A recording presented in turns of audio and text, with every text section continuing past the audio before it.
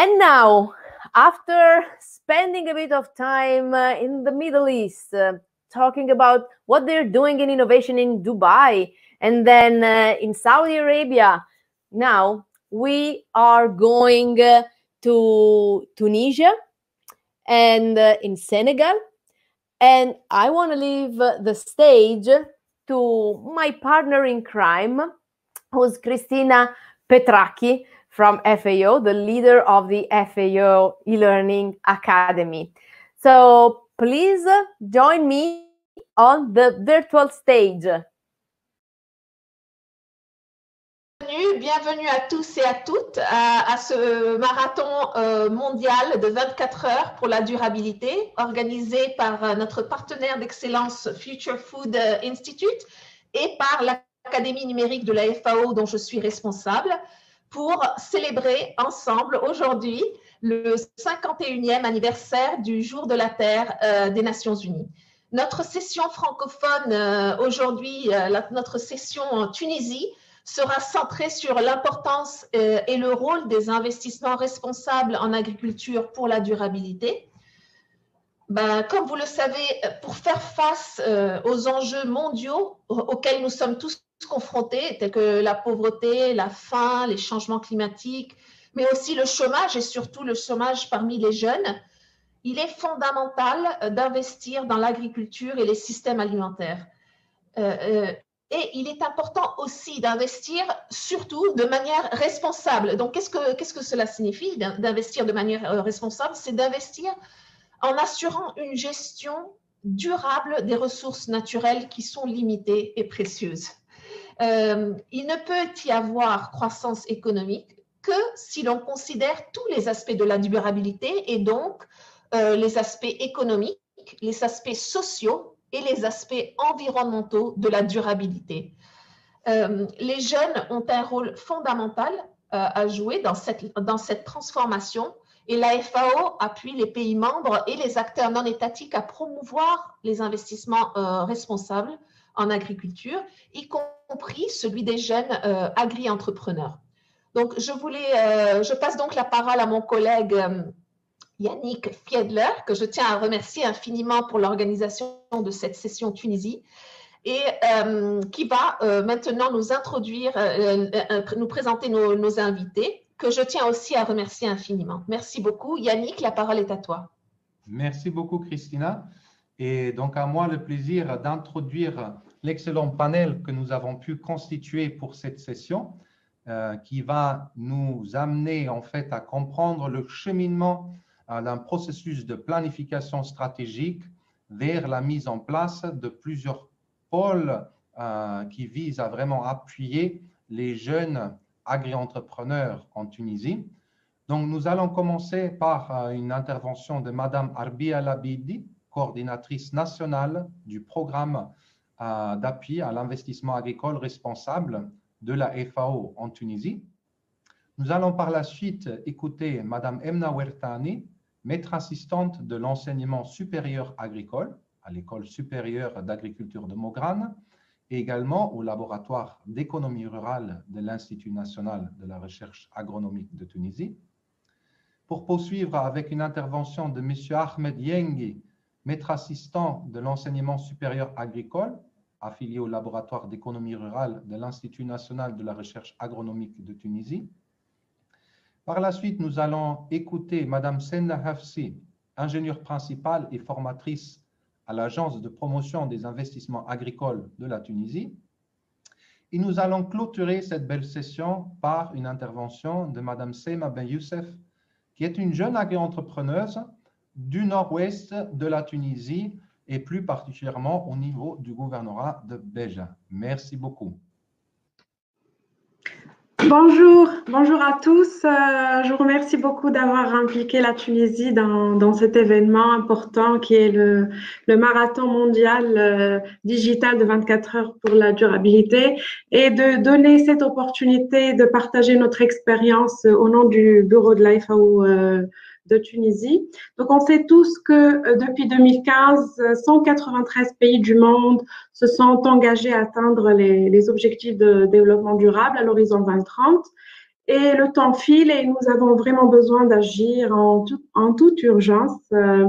C'est pourquoi nous aurons donc besoin d'investissements plus responsables qui tiennent compte des populations rurales d'une part, et que ces investissements doivent contribuer au développement des territoires, particulièrement les territoires marginalisés. Donc, l'investissement dans l'agriculture et les systèmes alimentaires sont nécessaires pour atteindre la sécurité alimentaire, en veillant à ce qu'ils soient bienveillants envers les populations et respecter les principes de responsabilité envers l'environnement et l'inclusion particulièrement des jeunes et des femmes en général. Donc, pour la Tunisie, la tranche d'âge entre 15 et 34 ans représente à peu près, je vais juste partager juste pour partager mon écran. Voilà. Donc, la tranche d'âge entre 15 et 34 ans représente à peu près un tiers de la population totale d'après le dernier recensement de 2014 en Tunisie. Ce taux de chômage de ces jeunes, il est très élevé, se situant autour de 26%, alors que le taux de chômage chez les diplômés du supérieur, il est encore plus accentué. Il est de l'ordre de 28%. Donc, les diplômés du supérieur, surtout des régions de l'intérieur, il est encore plus accentué. Donc, il est de l'ordre de à peu près 35%. Donc, ces régions qui ont un grand retard de développement, alors que ces régions regorgent de potentiel agricole, constituent le premier levier économique, donc d'après les chiffres du PIB, du pourcentage d'emplois et les emplois ruraux.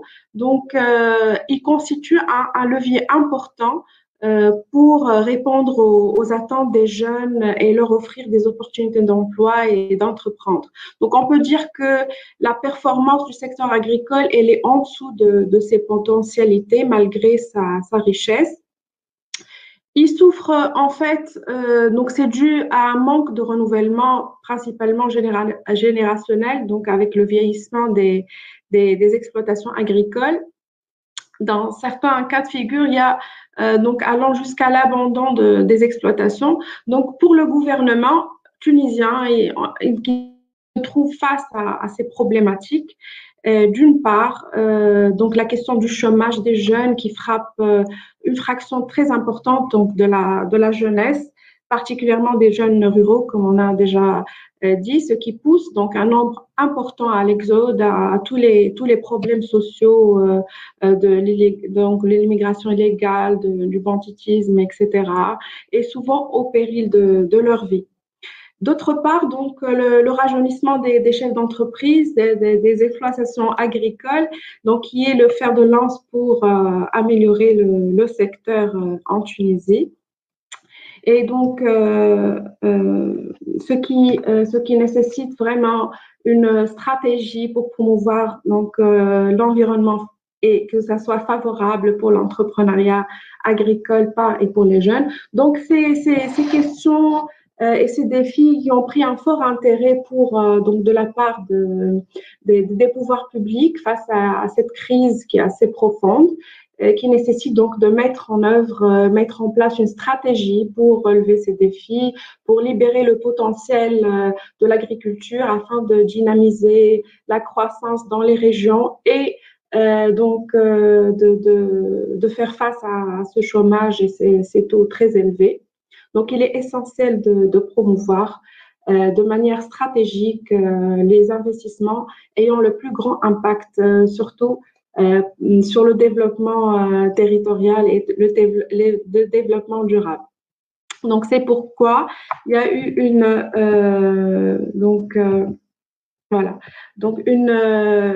requête, une demande qui a été adressée à la FAO de la part du ministère de l'Agriculture en Tunisie c'était en novembre 2018. Et pour justement donc solliciter l'appui de la FAO pour stimuler donc un environnement favorable à l'entrepreneuriat agricole pour et par les jeunes, puisque déjà la FAO travaille et œuvre pour la promotion de l'investissement agricole responsable depuis des années, depuis donc une décennie dans plusieurs pays à travers le développement d'outils, de méthodes innovantes pour favoriser donc ces investissements. Voilà, donc l'application de cette méthodologie, elle a été conduite pour la première fois en Tunisie en collaboration étroite avec l'Institut national des recherches agronomiques de Tunisie, la Haute École spécialisée bernoise, le HAFEL, et l'Agence de promotion de l'investissement agricole, la PIA. Donc, cette collaboration tripartite que je considère comme innovante parce que le fait de collaborer entre le secteur public, les institutions de recherche et les organisations internationales, donc ça donne vraiment un résultat qui est assez concret. Voilà, donc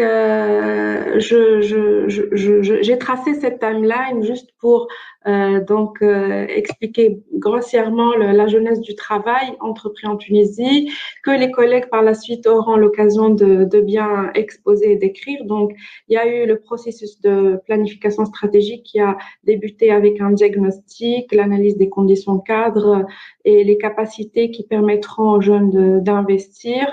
Donc, ce diagnostic, il a généré une feuille de route qui a été validée grâce à des ateliers nationaux multi-acteurs regroupant plusieurs catégories, les jeunes, les institutions publiques, les politiques, donc tous les acteurs œuvrant dans l'environnement d'investissement. Donc, afin de consolider les acquis de cette première phase, donc c'est une première phase de diagnostic, il y a eu la deuxième phase, donc pour consolider et concrétiser ces connaissances et ces acquis, avec donc la création des deux pôles le pôle de réflexion et le pôle agri-accélérateur. Donc ce sont deux pôles en mutuelle interaction, en synergie. Donc le pôle de réflexion qui va élaborer les stratégies, les actions et les solutions aux problèmes déjà identifiés, et le pôle agri-accélérateur qui va essayer donc de tester ces solutions et d'accompagner des jeunes jusqu'à tout le cheminement de leur projet, de leur idée entrepreneuriale. Voilà, donc je pense que je peux céder la parole aux autres participants. À toi la parole.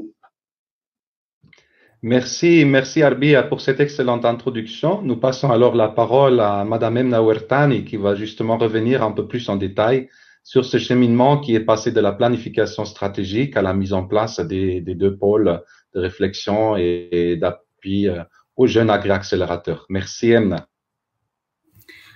Merci Yannick pour cette animation. Merci à toute l'équipe pour avoir donné l'opportunité à l'équipe tunisienne pour présenter cette expérience du projet de promotion des investissements responsables par et pour les jeunes agri-entrepreneurs tunisiens. Je vais partager avec vous ma présentation qui tente de présenter le projet et l'expérience tunisienne en matière de promotion des investissements responsables.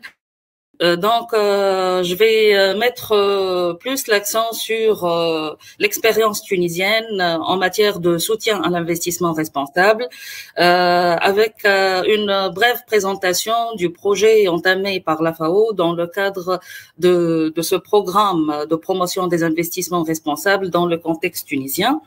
Et ma présentation sera structurée en deux principales parties. La première Elle va présenter la première phase du projet qui représente l'exploitation d'un outil innovant pour favoriser une meilleure planification stratégique. Et la deuxième phase qui est en cours d'élaboration et qui est plutôt une phase opérationnelle permettant de mettre en œuvre les principaux résultats permettant de promouvoir l'investissement responsable en Tunisie. En fait, comme l'a déjà précisé Arbia, l'expérience tunisienne s'est basée sur l'exploitation d'un outil innovant proposé par nos collègues suisses. Cet outil innovant avait pour objectif de permettre une meilleure planification stratégique et d'améliorer l'environnement agri-entrepreneurial dans le contexte tunisien. Cette méthodologie innovante s'est basée sur différentes étapes successives, basée sur une implication et une contribution remarquable des jeunes dans l'élaboration et la mise en œuvre des pistes d'amélioration et du cadre institutionnel. La première étape de ce projet s'est basée sur une analyse de la situation actuelle qui s'est structurée d'un premier diagnostic du système, des conditions cadres présentes dans le contexte tunisien. Cette étude préliminaire basée sur une analyse des conditions cadres, une analyse des différentes filières agroalimentaires tunisiennes, des différentes régions à potentiel dans le contexte tunisien. En premier lieu, elle s'est basée aussi sur une analyse et un approfondissement des principales filières à potentiel et des parties prenantes dans quelques filières à haut potentiel et attractives pour les jeunes. Cette analyse des filières s'est basée, selon l'outil méthodologique proposé, sur deux principaux éléments qui sont l'identification des agents économiques des filières en premier lieu et en deuxième lieu, la qualification de ces agents économiques quant à leur contribution aux investissements par et pour les jeunes. Et par la suite, l'élaboration d'un mapping des différentes parties prenantes, qu'il s'agisse d'institutions, qu'il s'agit d'organisations non gouvernementales, qu'il s'agit d'acteurs privés et notamment les acteurs privés jeunes qui peuvent contribuer à la promotion de ces investissements responsables. Il faut bien rappeler que la qualification de ces agents s'est basée sur deux principaux indicateurs qui sont l'importance qu'il accorde au profil ou à la catégorie de jeunes dans la promotion de ces investissements et à leur pouvoir d'influence. Quant à l'analyse des conditions cadres, elle s'est basée sur un diagnostic de l'accessibilité des jeunes aux avantages, ou l'accessibilité des jeunes à la prise de décision, l'implication des jeunes dans tout ce qui est prise de décision, élaboration de politique de l'État, implication des jeunes dans le tissu institutionnel tunisien. Cette première partie qui représente bien évidemment un diagnostic a été clôturée par l'élaboration d'un atelier dont l'objectif était de définir que veut l'attractivité, qu'est-ce que l'attractivité du secteur agroalimentaire pour les jeunes Tunisiens, quels sont leurs besoins pour une meilleure implication dans l'investissement responsable tout au long du système agroalimentaire avec ses différents maillons. Le fruit de cet atelier qui implique les différentes parties prenantes, qu'il s'agit du public, du privé, des organisations et surtout des jeunes, a permis l'élaboration d'une vision commune sur la situation idéale, sur la situation la plus propice pour la promotion de l'investissement agricole et agroalimentaire.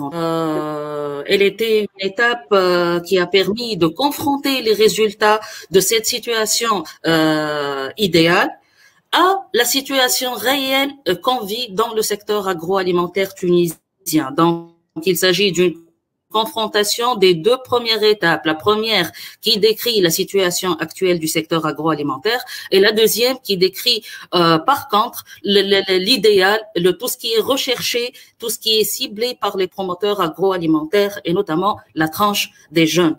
Le résultat était donc une synthèse permettant... Oui. Oui, Emma, excuse-moi, tu es restée sur le premier écran. Je ne sais pas si ça, c'est ce que tu voulais faire. non, mais là, on est. non, je suis. Ah, voilà. OK, parfait. OK, là, maintenant, on voit les autres. OK, d'accord. Vas-y, Emma. Donc, j'évite le mode diaporama et je laisse cette visualisation pour bien. Donc, malheureusement, donc, vous n'avez pas arrivé à suivre. Je vais essayer d'agrandir davantage. Donc, je rappelle qu'au niveau de la troisième étape, on est arrivé à confronter entre la situation actuelle du contexte agroalimentaire tunisien à la vision recherchée, la vision ciblée et idéale pour encourager les jeunes entrepreneurs tunisiens à investir de cette manière, une identification des forces et des faiblesses, une identification des champs de tension, des problématiques et aussi du potentiel qu'offre le secteur agroalimentaire et le système dans sa globalité pour les jeunes agri-entrepreneurs tunisiens. Sur la base des différents problèmes, sur la base des réclamations des jeunes, sur la base des faiblesses, des forces et du potentiel, on a essayé de tenter de proposer des solutions potentielles, concrètes, qu'on cherche à mettre en œuvre pour encourager les investissements par et pour les jeunes dans le secteur agroalimentaire tunisien.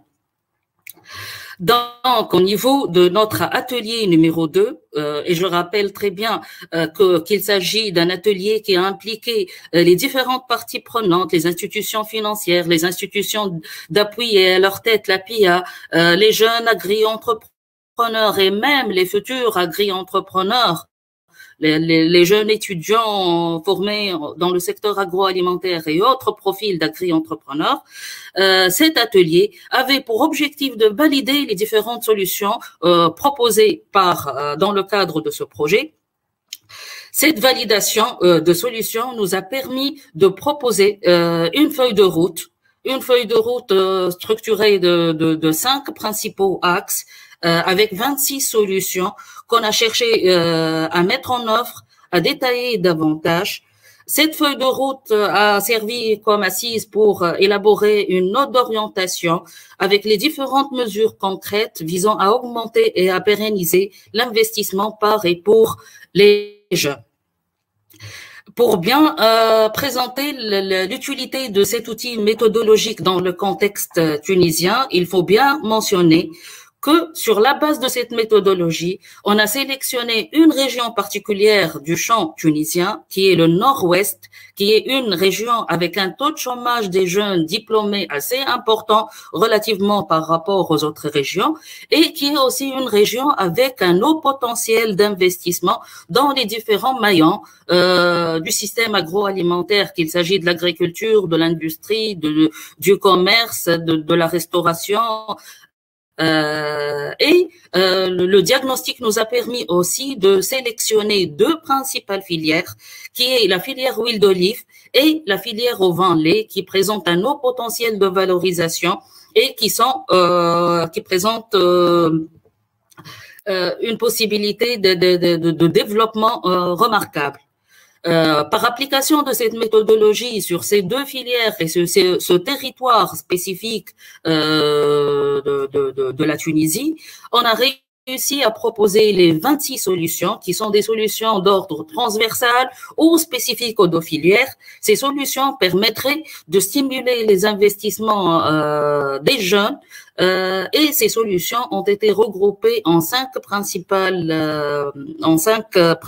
axes qui sont les suivants. En raisonnant les pistes d'amélioration, les pistes de renforcement du cadre de l'environnement entrepreneurial tunisien, les 5 pistes d'amélioration sont les suivantes. En premier lieu, la mise en place d'un cadre de dispositif de service. Oui. Emna, vous avez à peu près 1 minute pour clôturer votre intervention. Merci. Parfait. J'essaierai de faire plus vite.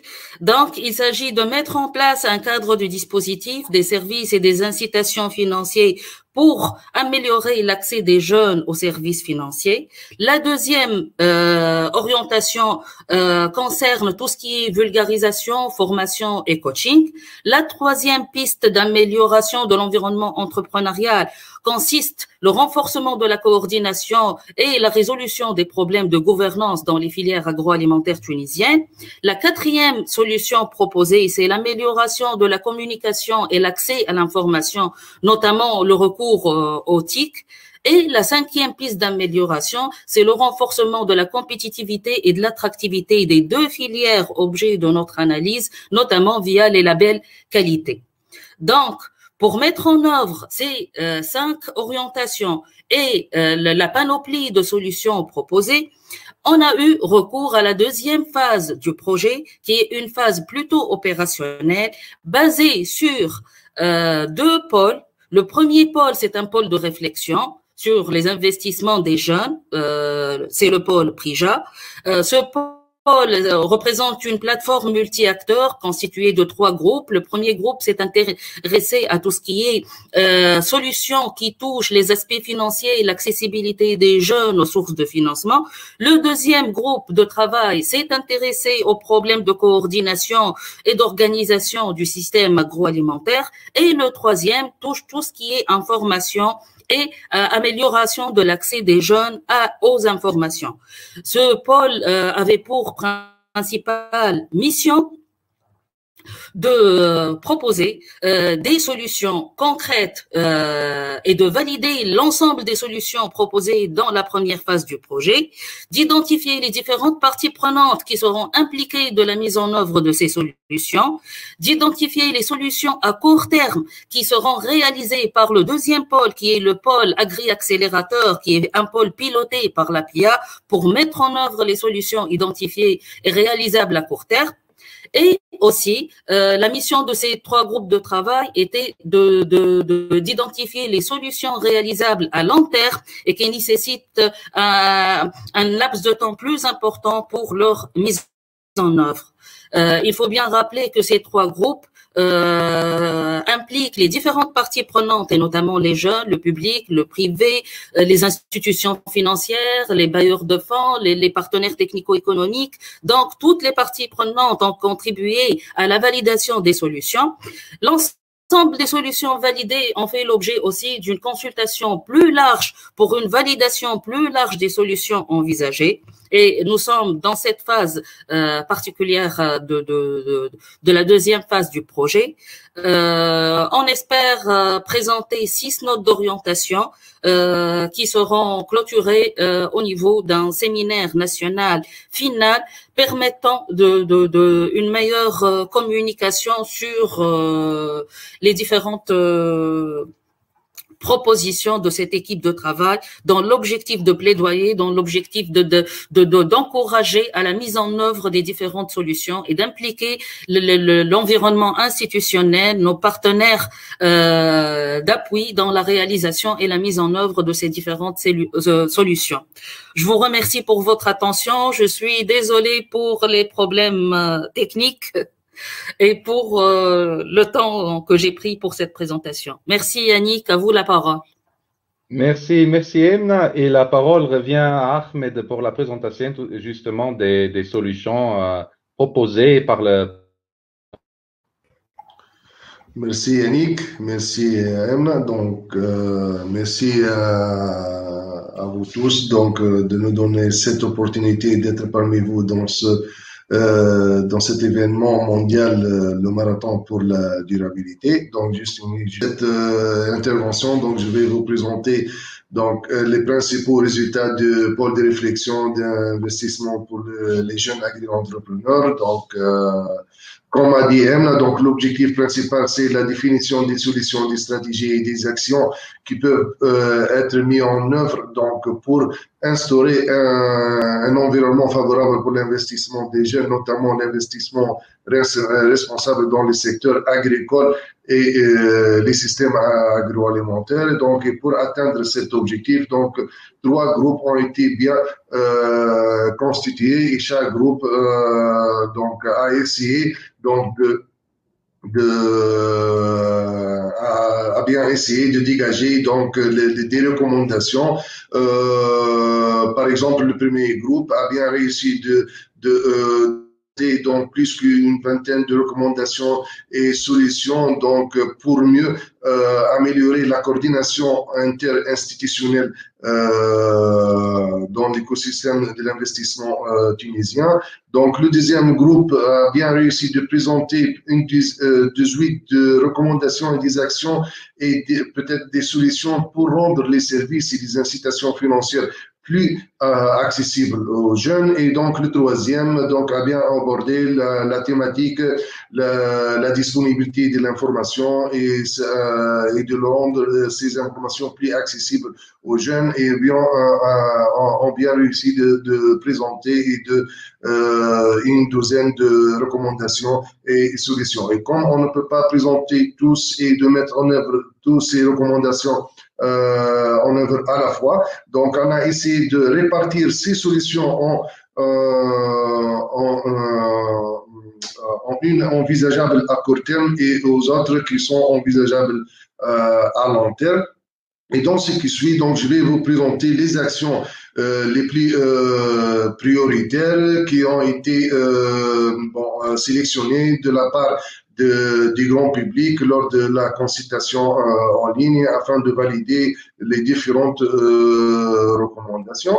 Donc, les actions ou bien les recommandations les plus prioritaires pour mieux coordonner entre les différentes parties prenantes de l'écosystème tunisien. Donc, en premier lieu, on peut citer, c'est d'harmoniser les procédures et de clarifier les tâches de chaque institution tout au long du cycle de l'investissement, de bien créer une plateforme d'échange entre les différentes administrations pour le partage de l'information, de l'inventaire et de la cartographier les différents projets réalisés, de multiplier et renforcer, pourquoi pas, l'expérience des clusters, des guichets uniques et des centres d'affaires, et d'adopter une approche territoriale pour l'orientation de l'investissement mené par les jeunes. Concernant les actions prioritaires, donc pour rendre les services et les incitations financières plus accessibles aux jeunes, on peut citer, donc c'est de renforcer l'accès des jeunes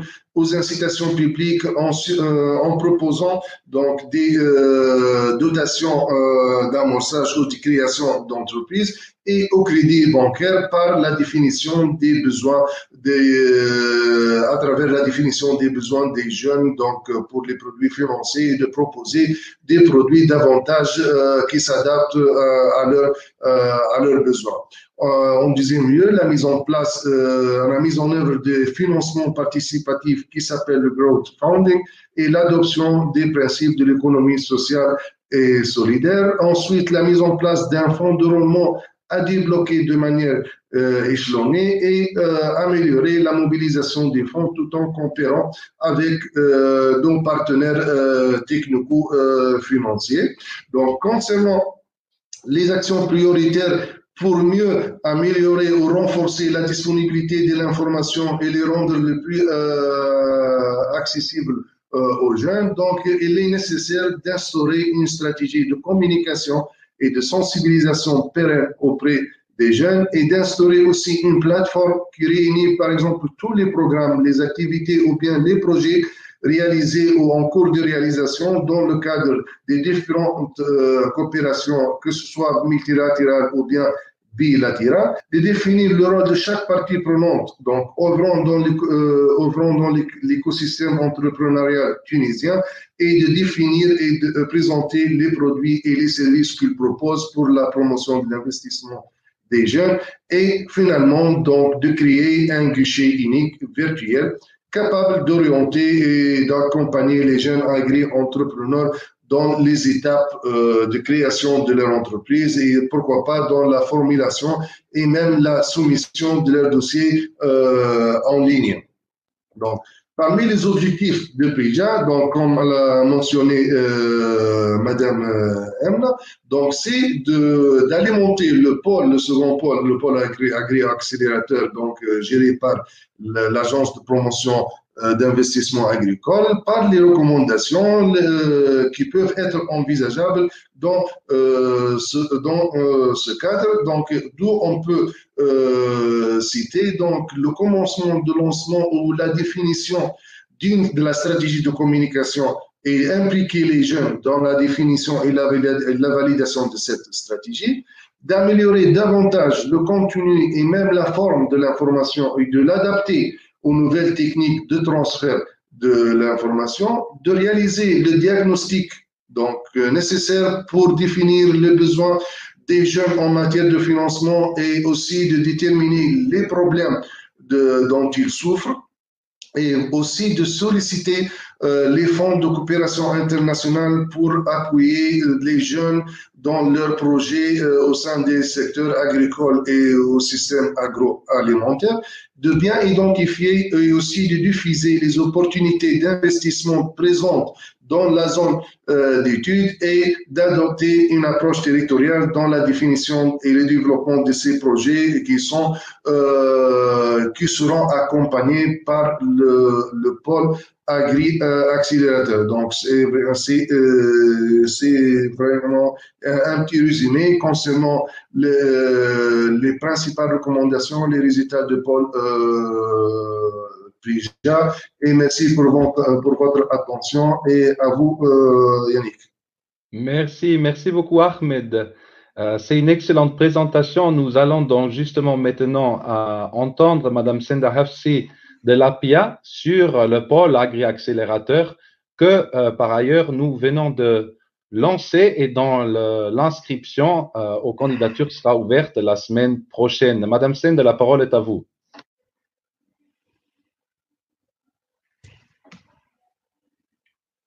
Madame Senda, vous êtes en silencieux. Vous devez faire marcher le microphone. Bonjour Yannick, bonjour à toute l'équipe. Je vous remercie de nous avoir fourni cette opportunité pour participer à cet événement mondial et de présenter le pôle agri-accélérateur de l'investissement. Est-ce que l'écran est partagé déjà? Oui, l'écran est partagé, mais pas en mode présentation. D'accord. Alors, qu'est-ce qu'un pôle agri-accélérateur?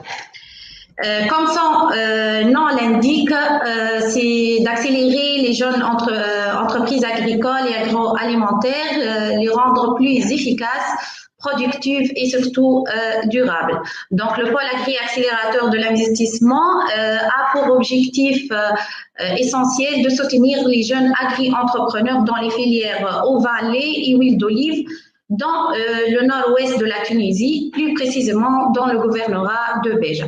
Parmi les objectifs aussi du pôle agri-accélérateur, c'est de renforcer la compétitivité chez les jeunes agri-entrepreneurs afin de pouvoir pénétrer les marchés locaux et internationaux.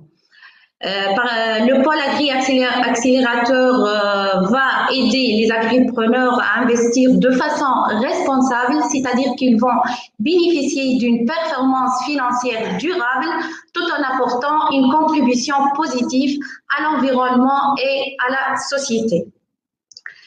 Le pôle agri-accélérateur est lancé par l'Agence de promotion des investissements agricoles en collaboration avec l'Organisation des Nations Unies pour l'alimentation et l'agriculture et l'Institut national de recherche agronomique de Tunisie, l'IRAD. Le pôle agri-accélérateur travaille en symbiose avec le pôle de réflexion sur les investissements des jeunes agri-entrepreneurs, Prija, c'est-à-dire les réflexions, les stratégies fournies par Prija seront testées par le pôle agri-accélérateur. Le pôle agri-accélérateur, il s'adresse à tous les porteurs de projets, les jeunes âgés entre 18 et 40 ans, résidant dans le gouvernorat de Béja, qui sont passionnés par l'agriculture et qui veulent lancer leurs propres projets agricoles, les projets de transformation ou aussi les services agricoles dans la filière, toujours dans la filière eau vallée ou la filière huile d'olive. Quel type de projets seront appuyés par le pôle Agri Accélérateur?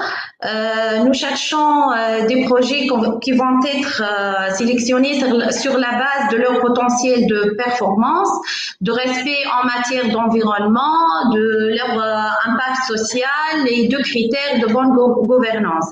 C'est-à-dire les projets situés essentiellement dans le gouvernorat de Béja, dans leur activité et dans les filières ovin, lait et huile d'olive et les activités connexes. Les projets aussi qui sont économiquement viables et innovants et qui ciblent un marché promoteur dans son domaine. Les projets aussi doivent contribuer au développement territorial à travers la valorisation de ces produits et ses caractéristiques. Le projet aussi doit avoir un impact socio-économique et environnemental positif. Par exemple, l'utilisation de ressources naturelles comme l'eau, la terre, etc. Comment on accélère? Le programme s'articule autour de 3 phases. Une première phase, c'est la campagne d'attractivité. C'est une phase de sensibilisation à l'agro-entrepreneuriat innovant. On a déjà organisé, dans ce cadre, on a déjà organisé des journées de sensibilisation au profit des jeunes de la région de Béja. C'était au mois de mars. Pour susciter l'intérêt de jeunes à l'entrepreneuriat et montrer les opportunités existantes dans les filières porteuses comme la filière huile d'olive et la filière lait ovin. Durant cette campagne, les jeunes ayant des idées de projets dans les filières citées vont être par la suite accompagnés dans le processus d'identification d'opportunités de création d'une entreprise efficiente et durable. Ensuite, il y a la phase campagne.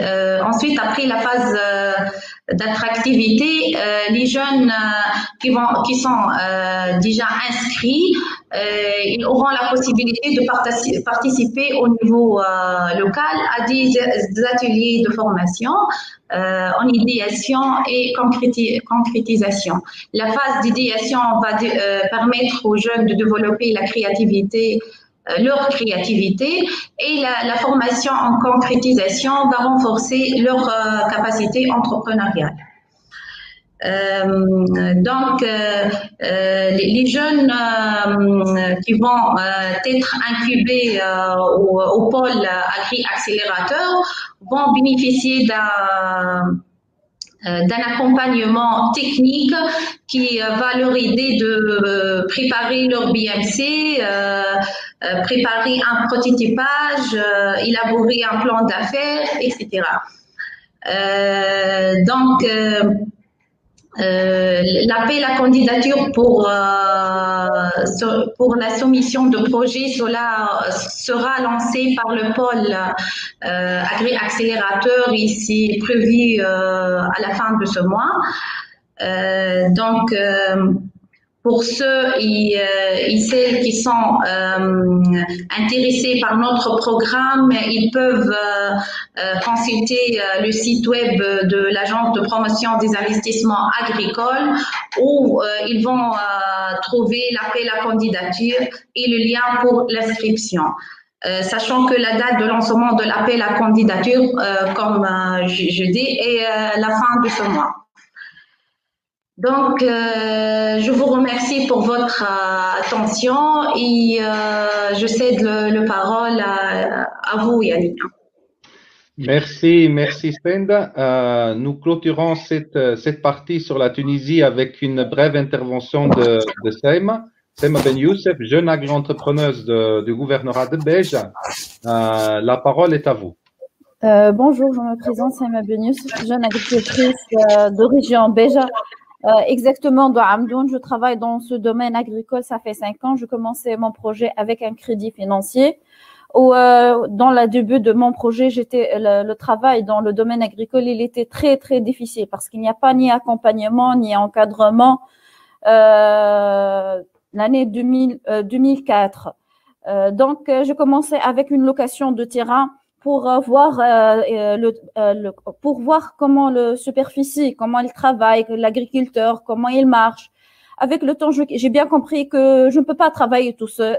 Pour cela, j'ai créé une association, s'appelle l'Association de Festival de fromage et promotion de patrimoine, le domaine où je vais l'intégrer, où je commençais à travailler sur beaucoup de domaines, domaine de produits de terroir, la valorisation de fromage, le secteur laitier, l'huile d'olive, la valorisation d'olive, l'huile essentielle de l'huile d'olive dans le même temps. Donc, où maintenant on a créé une plateforme où vous pouvez entrer. Déjà, elle est installée, ça fait 2 jours.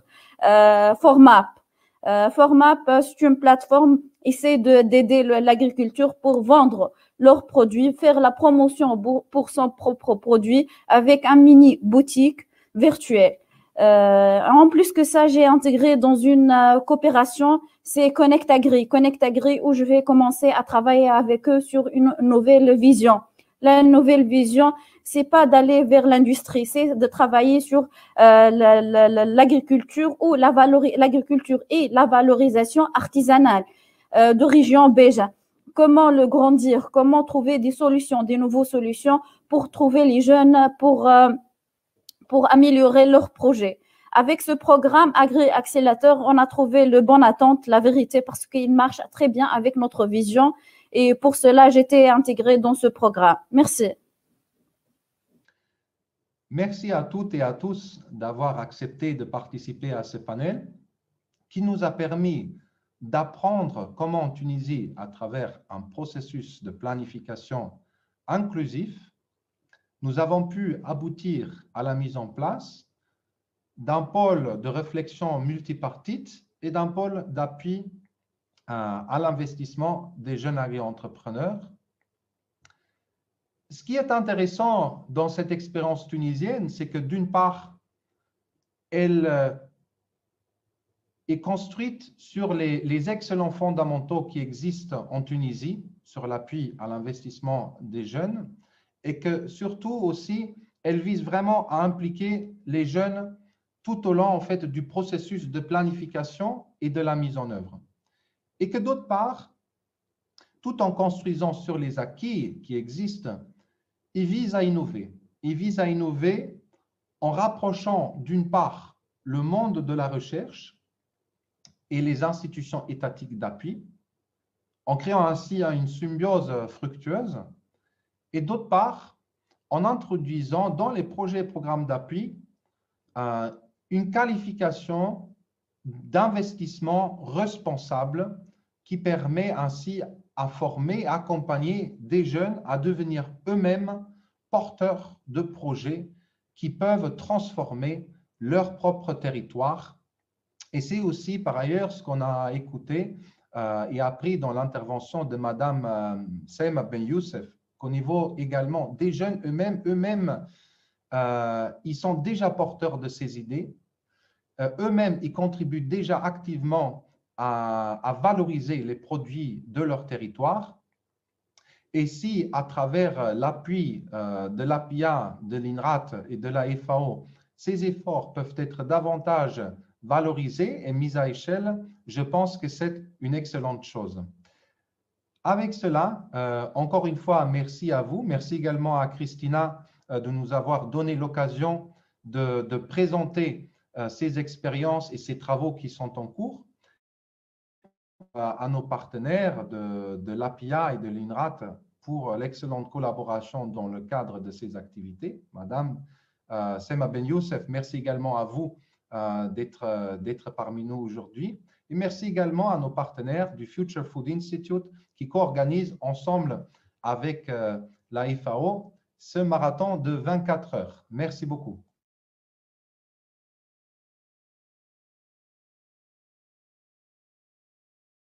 Bienvenue à tous et à toutes à la session Sénégal de ce marathon mondial de 24 heures pour la durabilité qui a été organisé avec notre partenaire d'excellence Future Food Institute et l'Académie numérique de la FAO dont je suis responsable. pour célébrer ensemble avec vous aujourd'hui le 151e anniversaire du jour de la Terre des Nations Unies.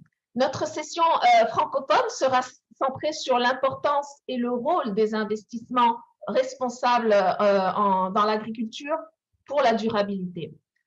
Comme vous le savez, pour faire face à tous les enjeux mondiaux auxquels nous sommes tous confrontés, donc la pauvreté, la faim, les changements climatiques, le chômage, qui touchent surtout les jeunes, il est vraiment essentiel d'investir dans l'agriculture et dans les systèmes alimentaires.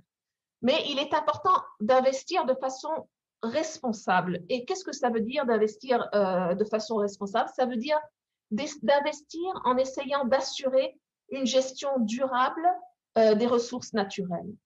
Et il faut aussi savoir qu'il ne peut y avoir croissance économique durable que si l'on considère tous les aspects de la durabilité, c'est-à-dire les aspects sociaux, les aspects économiques et les aspects environnementaux de la durabilité.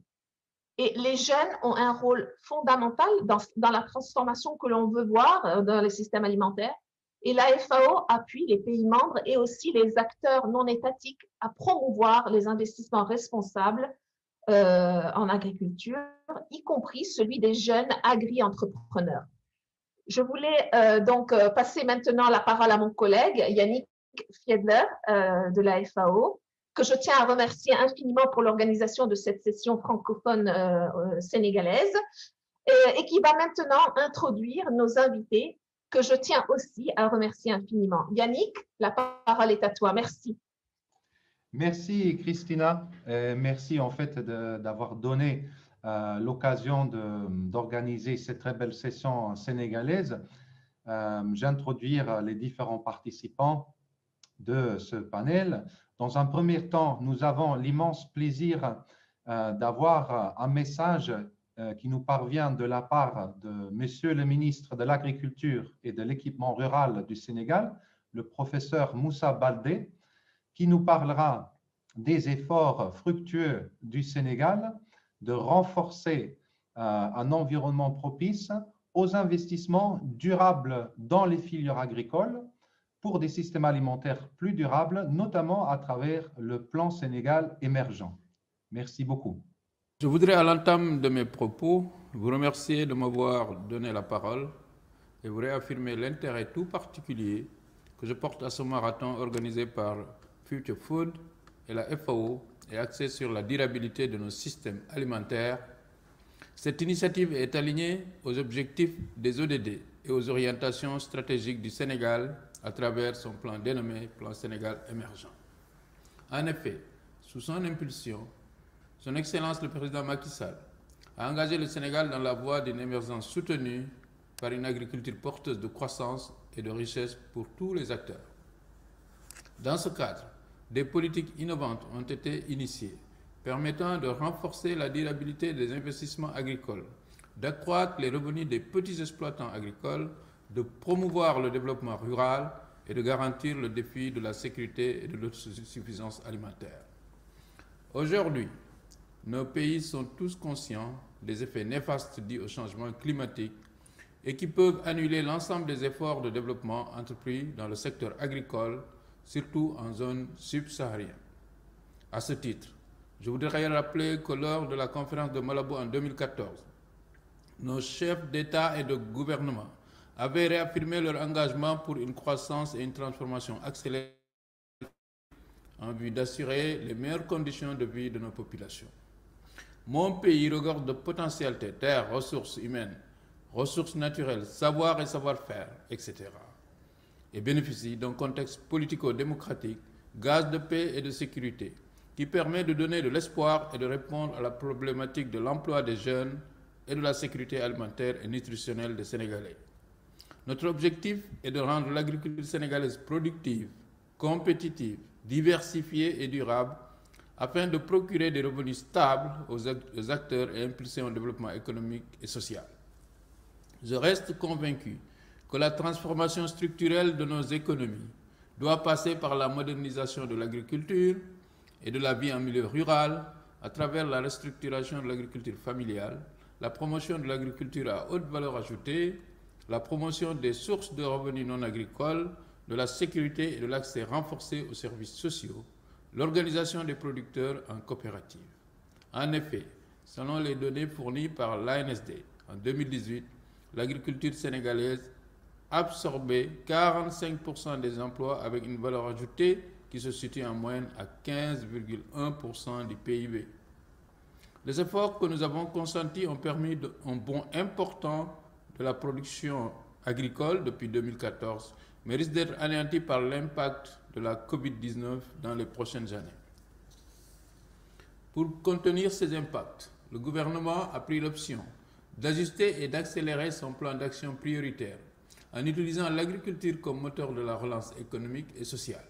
C'est dans ce cadre que 3 programmes majeurs ont été retenus. Le programme national d'autosuffisance en riz, le programme national de relance et de développement des cultures céréalières et le programme national de relance de l'horticulture. Ces programmes visent tous l'amélioration et la durabilité de la sécurité alimentaire et nutritionnelle de notre pays. Je vous remercie. Merci, Monsieur le Ministre. C'était un discours vraiment très inspirant pour nous tous. Maintenant, j'ai le plaisir d'annoncer la participation de 2 jeunes agri-entrepreneurs sénégalais, présidents et coordinateurs de réseaux de jeunes par les jeunes pour les jeunes. Dans un premier temps, nous allons écouter M. Gorgui Faye, président du réseau africain pour la promotion de l'entrepreneuriat agricole, RAPEA. Et par la suite, nous allons écouter M. Farhan Ndiaye, coordinateur national de la Confédération des réseaux des jeunes agripreneurs du Sénégal. Monsieur Gorgui Faye, la parole est à vous. Pour cette opportunité, Mesdames, Messieurs les représentants de la FAO, Mesdames, Messieurs les représentants de la Tunisie, chers compatriotes du Sénégal, c'est avec un immense plaisir que nous prenons la parole au nom des jeunes agripreneurs du réseau RAPEA, à l'occasion de ce marathon mondial pour vous adresser nos chaleureuses salutations. Il est de convenance à de pareilles circonstances de se présenter. Je voudrais le faire de manière très résumée. Je suis Gorgui Faye, je suis le président du réseau africain pour la promotion de l'entrepreneuriat agricole. Je suis cofondateur d'une start-up, Nexi, qui évolue dans le domaine de l'agrobusiness et du numérique au Sénégal. Je vais passer à la présentation.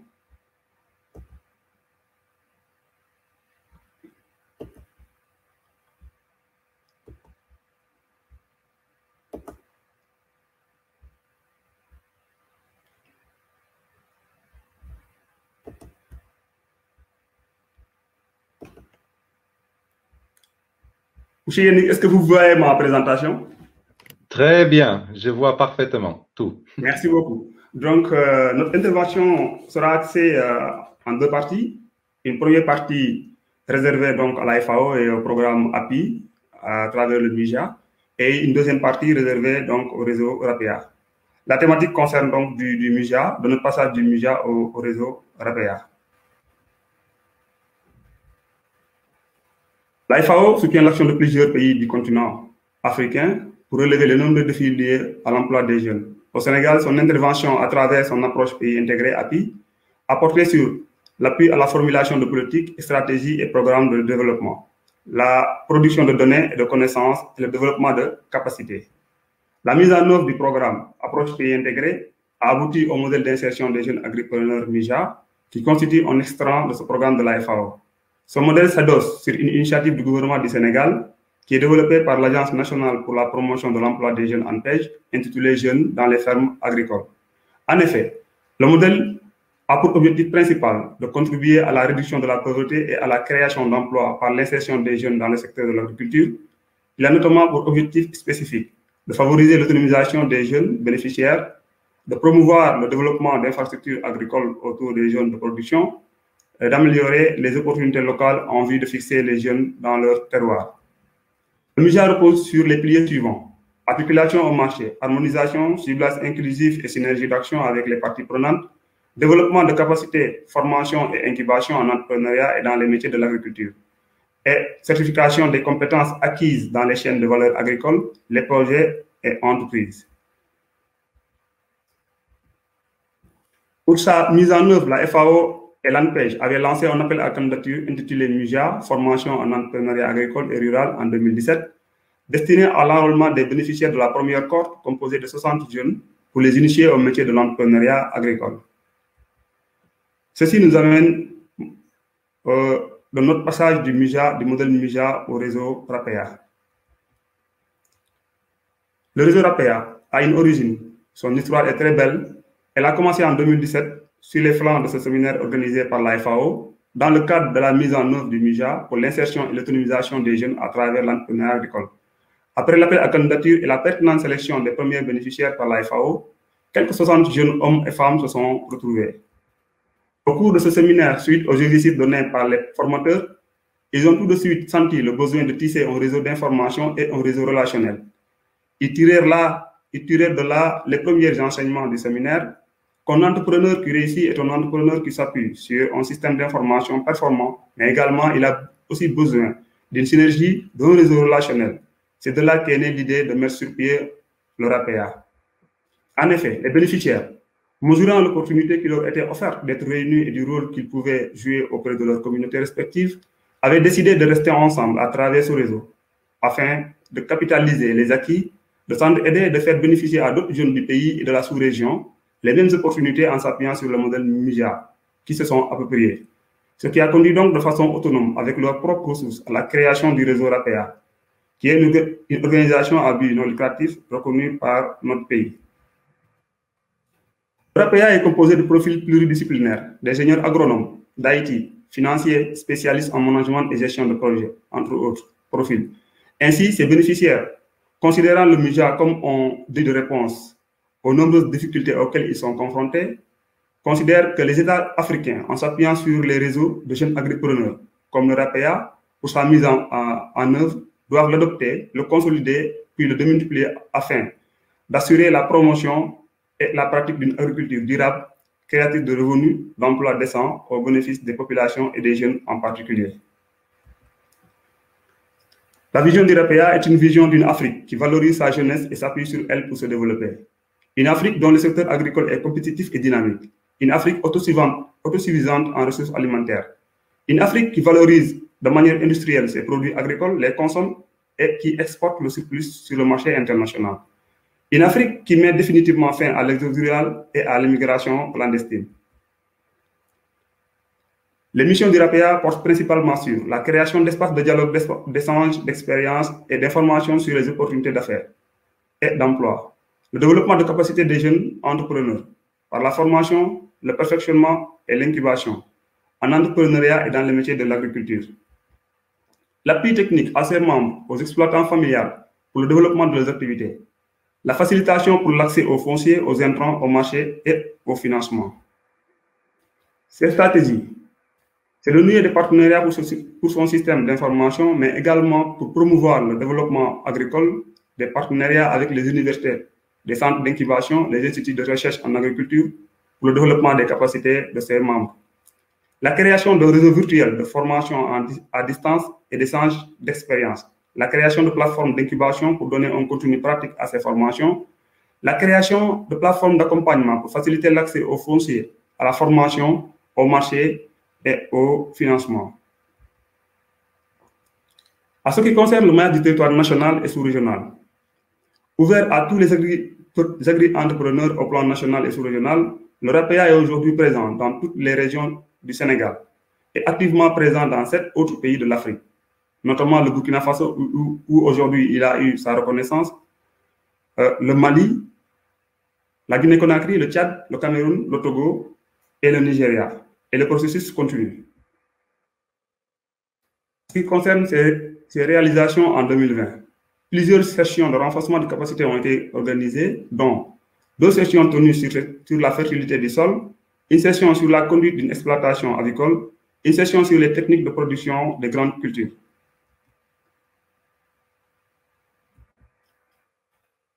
Un séminaire de formation pratique en microjardinage et valorisation des produits agricoles animés par les membres du RAPEA en partenariat avec l'IFJ, Initiative pour la formation des jeunes, a vu la participation de 20 bénéficiaires dans la région de Tambacounda. En partenariat avec la FAO, le RAPEA a appuyé 14 projets individuels et collectifs pour 48 bénéficiaires pour la mise en œuvre du projet d'appui à la résilience des initiatives agricoles des jeunes en relation avec les plateformes du modèle MIJA de la FAO et à leur adaptation au nouveau contexte de la COVID-19. Nous en arrivons aux perspectives du RAPEA pour l'année 2021. Par une approche participative, des projets ont été identifiés et conçus par les membres et pour les membres. Parmi ces projets, il y a le démarrage effectif des activités de la plateforme d'incubation du RAPEA, les sessions de formation en renforcement de capacités, en entrepreneuriat, pour la fourniture d'intrants, pour les techniques de production végétale et animale, pour la transformation et la valorisation des produits agricoles, pour les techniques de commercialisation, notamment par le marketing digital. Les recherches de partenariat, l'organisation d'un concours d'accompagnement de jeunes agri-entrepreneurs, l'organisation d'un événement propre au réseau pour promouvoir le Made in Africa et l'organisation d'une tournée nationale de sensibilisation et de renforcement de capacité des agriculteurs. Je vous remercie de votre attention. Merci, merci cher Gorgui. C'est moi qui vous remercie de votre participation. Sans plus attendre, nous passons à M. Farandiaï. M. Farandiaï qui est le coordinateur national de la Confédération des réseaux des jeunes agripreneurs du Sénégal. M. Farah, la parole est à vous. Merci. Je m'associe aux remerciements et félicitations et salutations. Je m'appelle Farandiaï et je suis le coordinateur national donc, du réseau de la Confédération des réseaux des jeunes agripreneurs du Sénégal. Donc, je vais essayer un peu de partager mon écran donc, afin de vous donner un aperçu. Notre présentation sera structurée comme suit, donc en 5 points. Donc, nous allons d'abord présenter les réseaux fondateurs de la CRJAS. En 2, nous allons parler un peu du contexte sénégalais. En 3, les données. En 4, les identifications des besoins. Et en 5, les prochaines étapes. Concernant les réseaux qui ont eu l'initiative de mettre en place la Confédération des réseaux des jeunes agripreneurs, sont les suivantes. C'est AGE, ISL Agri, Collège des jeunes sincères, Alanbay, Tunouber, Wanema, RAPEA, entre autres. Par rapport au contexte sénégalais, donc au Sénégal, plus de 56% de la population sénégalaise réside en milieu rural, où la pauvreté est plus accentuée. Indice estimé à 57,1% contre 47% au plan national. Le secteur agricole représente environ 16% du PIB et affiche une croissance annuelle de l'ordre de 6%, occupe 75% de la population, en particulier dans les exploitations familiales de petite taille. Plus de 50% de la population active est constituée de jeunes en âge de travail. 160 000 jeunes par année arrivent sur le marché du travail, dont la plus grande partie, 57%, proviennent en milieu rural. 60 à 75% de la population est occupée sont des aides familiaux, cachant une réalité de sous-emploi très élevée. 31%. 68,2% de la population rurale de 15 à 35 ans est sans instruction et 84,3% ne dépasse pas le niveau primaire. 86,9% de la population sénégalaise âgée de 15 à 59 ans n'a pas suivi une formation professionnelle. Cette initiative de mise en place d'un consortium est l'un des premiers résultats du processus de dialogue multi-acteurs sur l'accroissement des investissements agricoles responsables en faveur des jeunes agripreneurs au Sénégal, mise en œuvre par Récolto sous la coupe de la FAO, la Confédération des réseaux des jeunes agri-entrepreneurs du Sénégal, CRJAS, a vu le jour. Par rapport aux objectifs du CRJAS, nous avons comme objectif général, c'est de contribuer à l'accroissement des investissements responsables au profit des jeunes agripreneurs au Sénégal. Donc, les structures qui ont l'éligibilité de participer à ce processus sont les suivantes: les associations, les GIE, des jeunes agri-entrepreneurs. Les missions du CAGS sont les suivantes: c'est unir tous les réseaux des jeunes agripreneurs du Sénégal, servir d'interface entre les réseaux d'agripreneurs, l'État, les collectivités territoriales, le secteur privé, la société civile et les partenaires techniques et financiers. Par rapport à ces réseaux, donc, nous avons vu une nouvelle génération d'entre qui combinent leur amour de l'agriculture avec un grand A et du principe de start-up nation. Le tout soutenu par deux économies primordiales de cette nouvelle ère, l'économie numérique, l'économie verte. Par rapport aux données cumulées, nous avons au niveau, comment dire, de la Confédération près de 32 collèges de jeunes répartis dans 32 fédérations couvrant tout le territoire représenté. 40 startups agripreneurs en incubation au premier trimestre 2021, plus de 1800 personnes touchées directement comme acteurs de changements économiques, sociaux et sans compter les données d'impact du collège des jeunes du CNCR. Plus de 450 ménages touchés indirectement et comptent dans son réseau de startups, plus d'une vingtaine de lauréats de concours ou de membres avec des distinctions au niveau international, une dizaine de bootcamps déroulés entre 2019 et 2020 dans l'entrepreneuriat agricole. 4 projets aboutis, le cumul d'expérience des membres du réseau, au moins une vingtaine de projets, de programmes, consultances mises en œuvre avec l'appui des PDF. Ces données sont les données des différentes structures qui sont membres de la CRGS qui déroulent dans le réseau respectif des activités qui visent à accompagner les jeunes agri-entrepreneurs. Les besoins que nous avons identifiés avec le soutien technique de la FAO sur l'accompagnement et la facilitation des récoltes, les réseaux des jeunes agripreneurs ont initié un dialogue multi-acteurs qui désigne un processus destiné à gérer les changements à travers la communication constructive et formative. Dans cette série de dialogues multi-acteurs, la coopération a permis aux parties prenantes de prendre en considération les différentes perspectives et points de vue afin de rechercher conjointement des solutions efficaces. Monsieur Farah, oui. Vous avez 1 minute pour clôturer. Merci beaucoup.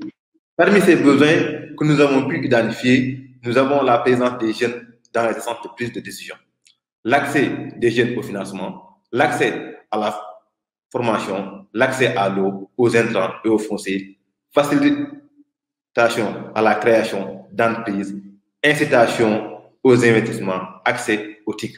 Et un bon nombre de recommandations ont été formulées par suite donc, pour apporter une solution efficace et durable face aux difficultés des jeunes qui entrent dans le domaine de l'entrepreneuriat agricole. Je vous remercie et merci encore.